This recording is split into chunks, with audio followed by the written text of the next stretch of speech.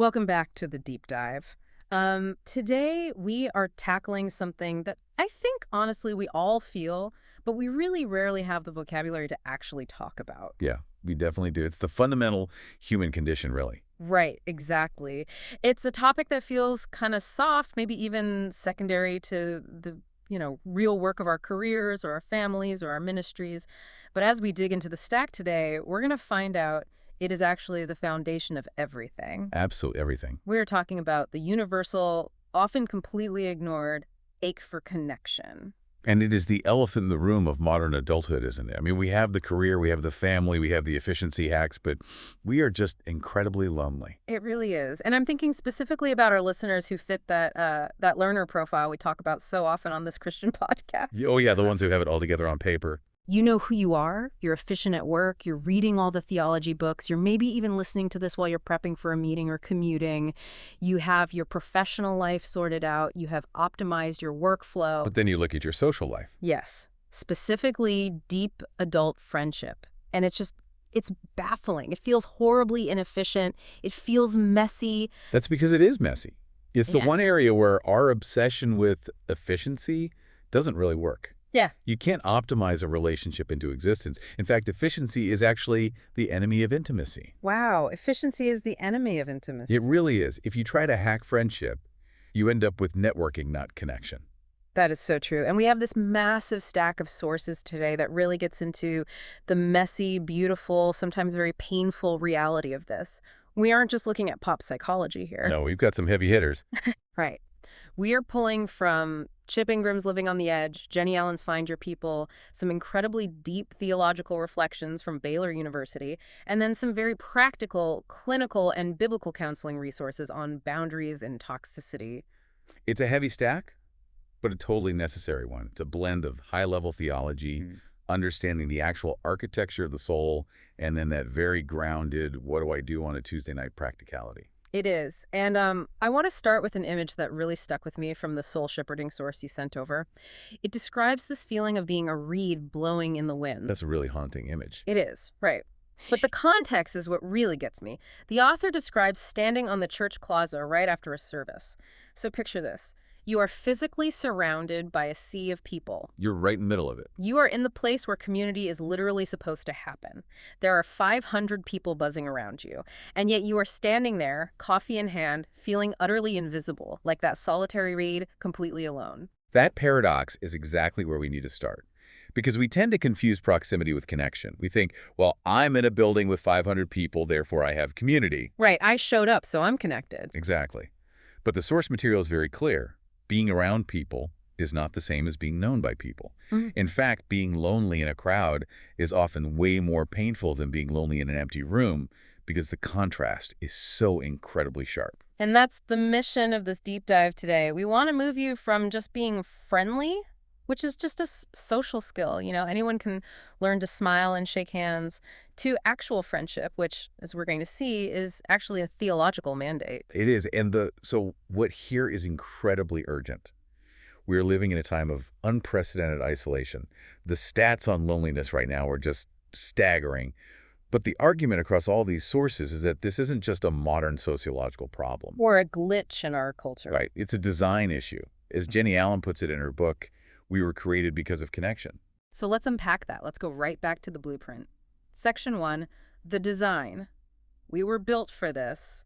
Why do we feel this ache? Is it just a weakness? Is it just that we're too needy? Not at all. To understand the ache, you have to look at the architect. You have to look at God himself. Jenny Allen makes this point that is so deeply theological, but so entirely practical. God is community. The Trinity. The Trinity, Father, Son, and Holy Spirit. Now, I know some people might want to tune out here because it sounds like abstract dogma, but think about it. Before humans existed, before the universe existed, God wasn't sitting in a dark room by himself being lonely. He was already in a perfect relationship. Yes, he was in a perfect, loving, communicative relationship within himself. So love actually existed before people existed. Precisely. Love requires an object. You cannot love in a vacuum. Because God is triune, he has always been in community.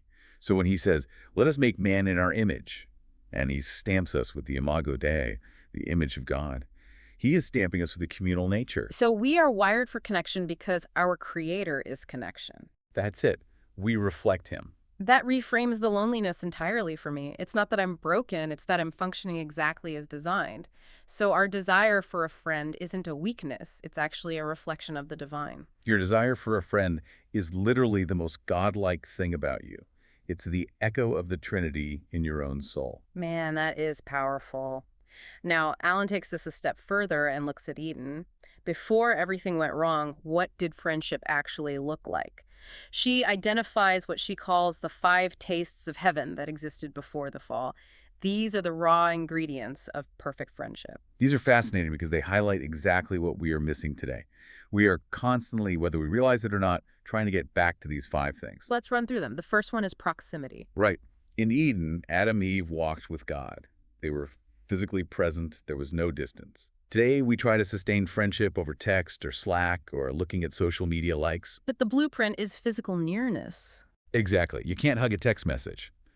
The theology of the incarnation, the fact that God became flesh, proves that physical presence matters deeply.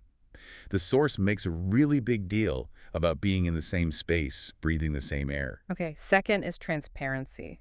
Naked and unashamed. That's the verse. No filters, no curating your life for Instagram, no Sunday best, just being fully known and fully loved. That is the ultimate craving of the human heart, isn't it? We want someone to see the mess and stay. We do. Yeah. And in the garden, that was just the baseline.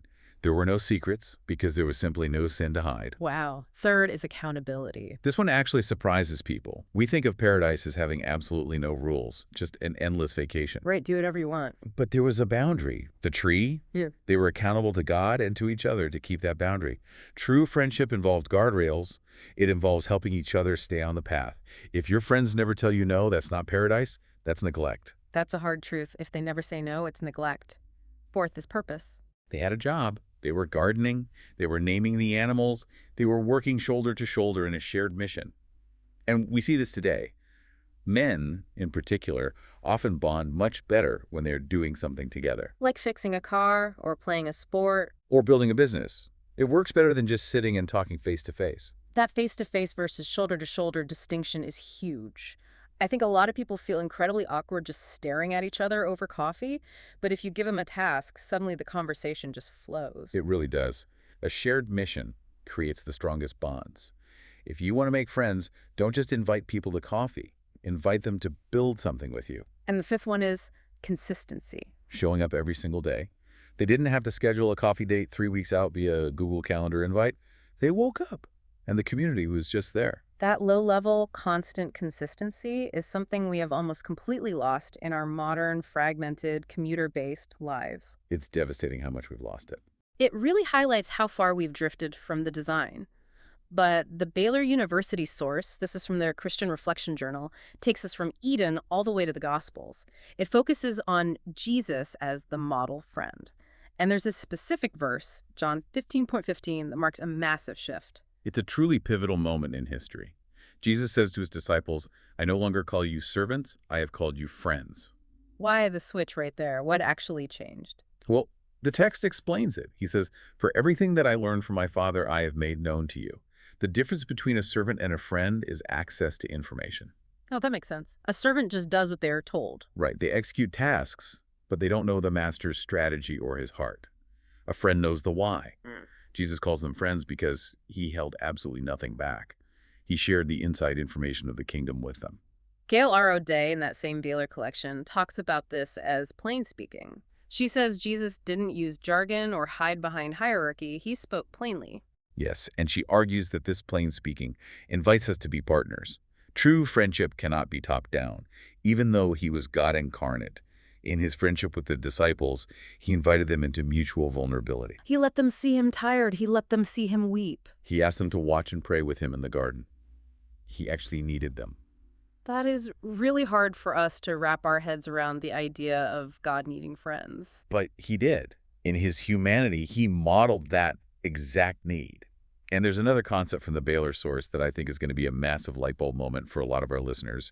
It's from Paul Waddell. He calls friendship a school of love. I loved this section so much. Break that down for us. This is just beautiful. Waddell argues that friendship isn't just for our entertainment or our emotional support. It is the actual gymnasium where we exercise our spiritual muscles. He says we learn how to love God by loving our friends. So if I say I love God who is perfect and invisible, but I can't stand the people around me? Then you don't really know how to love. Yeah. You're deluding yourself. You cannot love God in a vacuum. God gives us friends, imperfect, sometimes very annoying, sometimes very needy friends, so that we can practice patience, forgiveness, and self-sacrifice. That is how we learn to love the divine. Exactly. You Oh. can't claim to be an expert swimmer if you absolutely refuse to get in the pool.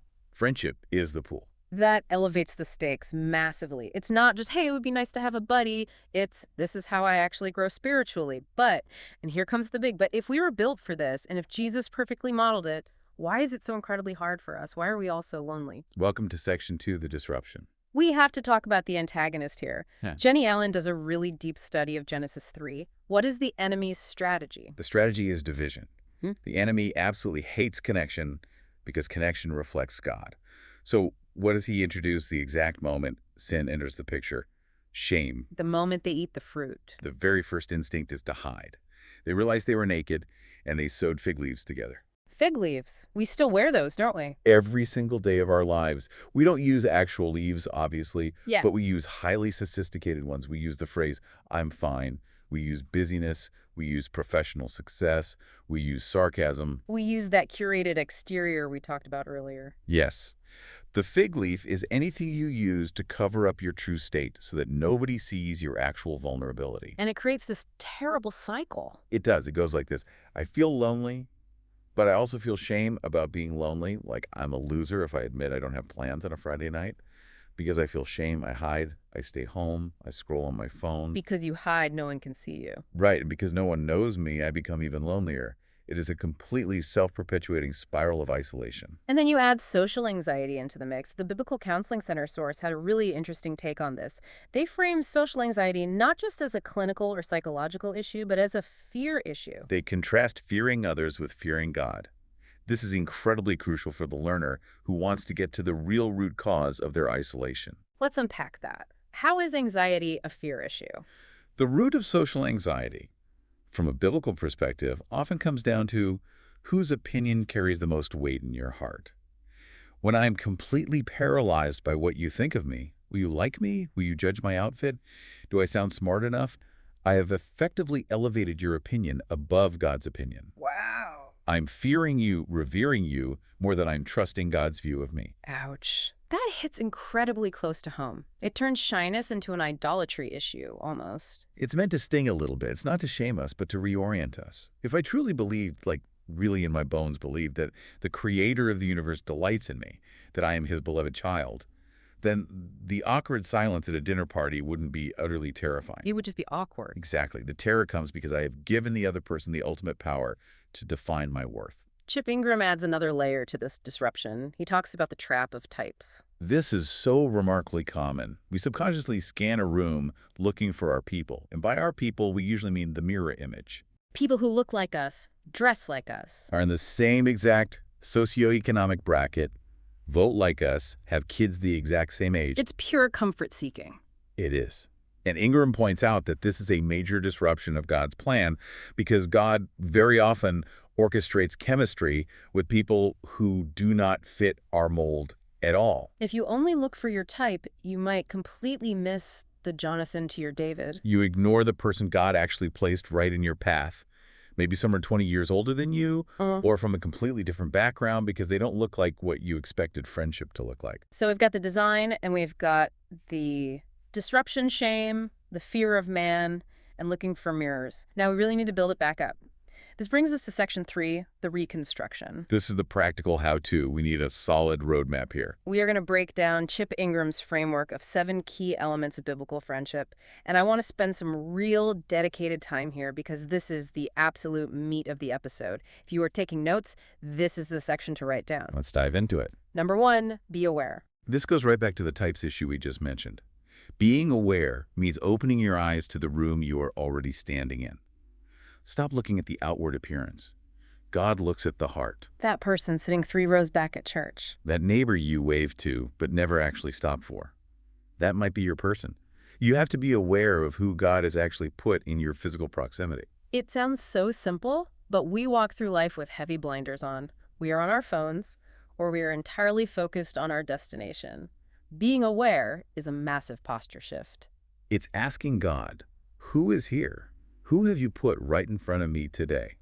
Number 2, be intentional. This is where the learner persona really needs to listen up. Community does not happen by accident. We really think it does, though. Because when we were kids or when we were in college, we were thrown together in dorms or classrooms. It was totally effortless. But as adults, you have to pursue it. It's an active verb. Ingram makes a really strong point here about small groups. He says they aren't enough. That is a bold statement. But he is absolutely right. A group of 8 or 10 people is great for fellowship, for a Bible study, for socializing, but it is way too big for deep intimacy. You just cannot be best friends with 10 people. You don't have the emotional capacity for it. Ingram says you need to find 1 or 2 people within that circle and pursue them specifically. So asking them for coffee. Yes. But even better than that, asking for help. Asking for help. Yes. Hey, I'm working on this project. Could you help me move this couch? Or I'm struggling with this major decision at work. Can I get your brain on it? Shared purpose builds connection much faster than just sitting and talking. Vulnerability starts with simply admitting you have a need. Okay, number 3. And I think this is by far the hardest one. Be honest. Ingram calls this the 10% rule. And this is the absolute game changer. Break that down for us. What is the 10%? Okay, so most of us, even if we consider ourselves pretty open people, only share about 90% of our lives. We share the stuff that makes us look good, or at least the struggles that are socially acceptable. Oh, I'm so busy. My kids are crazy. Work is so stressful. Safe vulnerability, the humble brag struggles. Exactly. But the biblical friend is the one who shares the last 10%. What's actually in that last 10%? The deep, dark fears. The sin you cannot kick no matter how hard you try. The marriage trouble, it's not just a funny anecdote. We might actually not make it trouble. The financial ruin you're desperately hiding. The stuff that genuinely risks rejection. That is the 10%. That is terrifying to even think about sharing. It really is. But Ingram's point is that you will never, ever experience true biblical connection until you risk that last 10%. Why is that the threshold? Because until you share that, you are only being loved for the 90% you are projecting. You aren't being loved for you. You're being loved for your PR campaign. And there is zero freedom in that. You're None. just managing an image. None.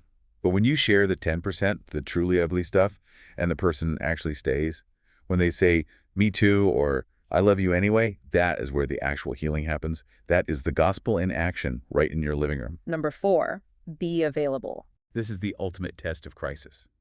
Scripture says, a brother is born for adversity. It's super easy to be friends when you're going out for tacos on a Friday, but who shows up when you get the terrible diagnosis? Who shows up when you lose the job at 2 p.m. on a Tuesday? Being available means your schedule is actually interruptible for the sake of the other person. That runs so hard against our efficiency mindset. We hate being interrupted. It completely kills efficiency. But love is inherently inefficient. You have to decide what you value more, your perfect calendar or your people. Number 5, be loyal. This is about not shrinking back. When things get complicated, and they absolutely will, or when things get heated, loyalty means staying in the room. It also means protecting their reputation when they aren't around. Protecting the reputation, you mean like defending them? Refusing to gossip. Yeah. In a culture that absolutely loves to cancel people or talk behind their backs, loyalty is a radical countercultural act. It means if someone starts talking trash about your friend, you shut it down immediately. You say, hey, they aren't here to defend themselves, let's not go there. Exactly. You be the wall protecting them. Number 6, be vulnerable. This ties right back to the fig leaves we discussed. It's actively taking off the mask. Right. It's letting people see the mess in your house and the mess in your heart. It's admitting you do not have it all together. And finally, number 7, be spiritual. This is the major differentiator. This is what makes a Christian friendship. And not just having a drinking buddy. It's pointing your friends to Jesus. What does that look like practically? Because I think people get really weirded out here. They think they have to preach a 3-point sermon to their buddy over nachos. Not at all.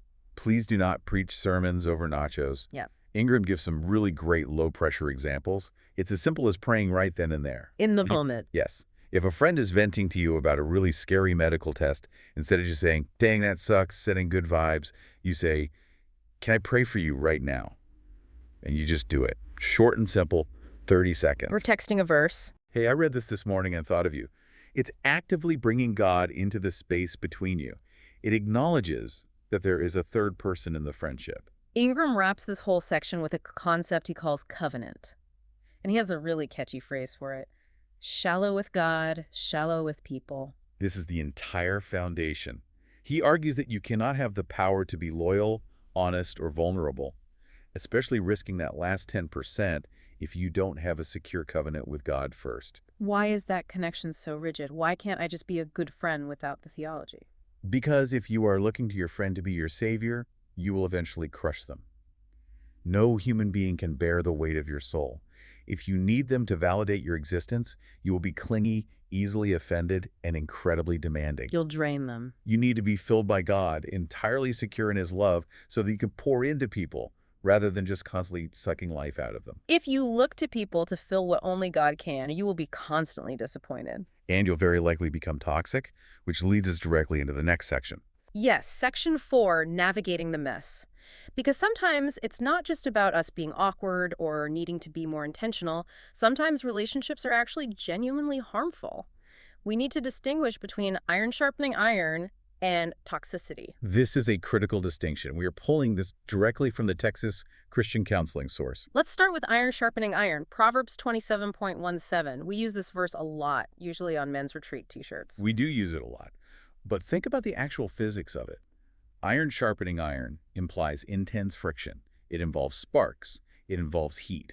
It involves grinding. A good friend will challenge you. They will tell you the hard truth even when you really do not want to hear it. That is healthy friction. It makes you sharper. It makes you better. So conflict isn't necessarily toxicity. No, conflict is totally necessary for depth.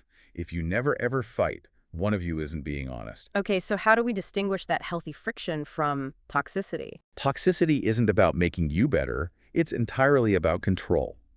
The source defines toxic behavior as manipulative, controlling, and disrespectful of your autonomy as an individual. There were 3 specific red flags in the research that I found super helpful. The first one is the reaction to no. This is the ultimate litmus test. If you want to know if a friend is truly safe, set a small boundary. Say, I can't do that favor for you this week, or I can't talk right now, I need some rest. Then just watch their reaction. What exactly are we looking for? A healthy friend might be a little disappointed. They might say, bummer, okay, maybe next time. A toxic friend actively punishes you. They explode in anger, or they heavily guilt trip you, or they give you the silent treatment for 3 days. If you are afraid to say no because of how they will react, you are in a toxic dynamic. Absolutely. The second red flag is one-sidedness. They expect you to carry all their burdens. They treat you like an unpaid therapist. They dump on you constantly. But the very moment you share your struggle, they completely check out. Or they try to one-up, oh, you think your day was bad, listen to mine. Or worse, they use your vulnerability as ammo against you later in an argument. That is so insidious. And the third one is the difference of opinion test. Can you safely disagree? Healthy friends can debate politics, theology, or even just where to eat dinner. Toxic friends view any disagreement as a massive personal betrayal. They demand total conformity. If you have to walk on eggshells regarding your own opinions, you aren't in a safe friendship. You're in a cult of 2. That's a great way to put it. So what is the scriptural approach here? Because I think a lot of Christians get completely stuck. We think, well, Jesus loved difficult people, so I should just endure this abuse indefinitely. Do we just ghost them? No, we don't ghost. That's cowardly. Galatians 6.1 says we should restore them gently. You acknowledge the sin. You have the really hard conversation. You say, hey, when you speak to me like that, it damages our friendship. But what if they just don't change? Then you have to look at the hard biblical reality. Sometimes, for the sake of your own health, the friendship must end or be drastically limited. Scripture warns us repeatedly about keeping company with angry or foolish people. That's a really tough pill to swallow for the nice Christian. Being nice often just allows toxicity to fester. Being genuinely loving sometimes means closing the door to protect yourself and to stop enabling their bad behavior. You aren't doing them any favors by letting them constantly abuse you. Which is the absolute perfect segue to Section 5, the guardrails. We are talking about biblical boundaries. And we really have to start by completely refuting the idea that Christians must always say yes to everything. That is a lie from the pit. The ultimate example here is Jesus himself. Look at Matthew 16.23. This is a shocking verse. Peter, Jesus' best friend, his right-hand man, tries to interfere with God's plan. He pulls Jesus aside and says, "No, Lord, this shall never happen to you," regarding the cross. He's trying to be a good friend. He's trying to protect him. But he is severely crossing a line. And what does Jesus say? He turns his back on Peter and says, "Get behind me, Satan." Talk about a hard boundary. He calls his best friend Satan. Now, he's addressing the source of the temptation, but he is drawing a very hard line with Peter. He identifies that Peter's operating out of human dysfunction, not God's will, and he absolutely refuses to let Peter's issues derail his divine mission. He doesn't cut Peter off forever. Peter eventually leads the church. Right, but in that moment, the boundary is absolute. I really love the metaphor from Finds.Life Church about the hinges of the heart. It's a fantastic visual. They talk about changing the locks and greasing the hinges on the gate to your heart. You are the sole gatekeeper. You get to decide what you let in and what you keep out. You don't have to let every single hurtful comment sit on your living room couch. You can acknowledge it at the door and send it right back out. Exactly. We also have the laws of boundaries from Cloud and Townsend via the Apostolic Christian Counseling source. These are the principles that govern how relationships actually work. First is the law of sowing and reaping. This is just basic agriculture. Actions have consequences. If you plant corn, you get corn. If a friend acts abusively, the natural consequence is distance. If you constantly shield them from that consequence, if you rescue them every single time they mess up, you are actively interrupting the law of sowing and reaping. You are preventing them from learning and growing. You're playing God. You are. Let them reap what they sow. It is very often the only way they will ever learn. Then there's the law of responsibility. And this distinction is so vital. I think this might be the most important concept in the whole boundary section. Responsible to versus responsible for. This completely saved my life, honestly. Here it is. We are responsible to people. We are commanded to love them, serve them, be kind to them, and speak truth to them, but we are not responsible for them. What does being responsible for look like? It means taking ownership of their feelings, their actions, or their ultimate happiness. If your friend is deeply unhappy, that is not necessarily your failure to fix. If they make a terrible choice, that is not your fault. You can support them, but you cannot carry their backpack for them. You have your own load to carry. That is so freeing. If I'm responsible to you, I'm a friend. If I'm responsible for you, I'm a hostage. Absolute brilliance. Put that on a bumper sticker. Next is the law of power. This is essentially the serenity prayer, admitting we simply do not have the power to change people. Only God can change people. We have power over our boundaries. We do not have power over their character. Stop trying to fix your friends. It doesn't work, and it deeply annoys them. Finally, the law of envy. This is focusing outside our own boundaries. If I'm constantly looking at your friendship circle and thinking, man, I wish I had what they have, I am neglecting the garden God gave me to tend.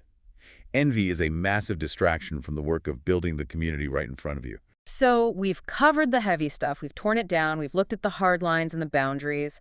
Let's land the plane with Section 6, practical application. How do we actually create a culture of connectivity? It starts with a major mindset shift. The Sacred Companion source calls it moving from Jesus and me to Jesus and we. Western Christianity is so fiercely individualistic. It is hyper-individualistic. We always talk about a personal Lord and Savior, and he's a personal, absolutely. But the New Testament is almost entirely written to y'all, to the collective. The one another's. Yes. Love one another, bear with one another, forgive one another. You simply cannot do one another commands by yourself. We need to stop viewing our spiritual growth as a solo project. So what can the church do? We have some specific ideas here for those listening who might be leaders or just want to start something in their own circles. Richard Lamb suggests road trips. Get people out of their routine environment. When you see someone at church on Sunday, they have their church face on. But when you travel together, even just a day trip for a service project or a quick retreat, the guard comes down. You see people tired.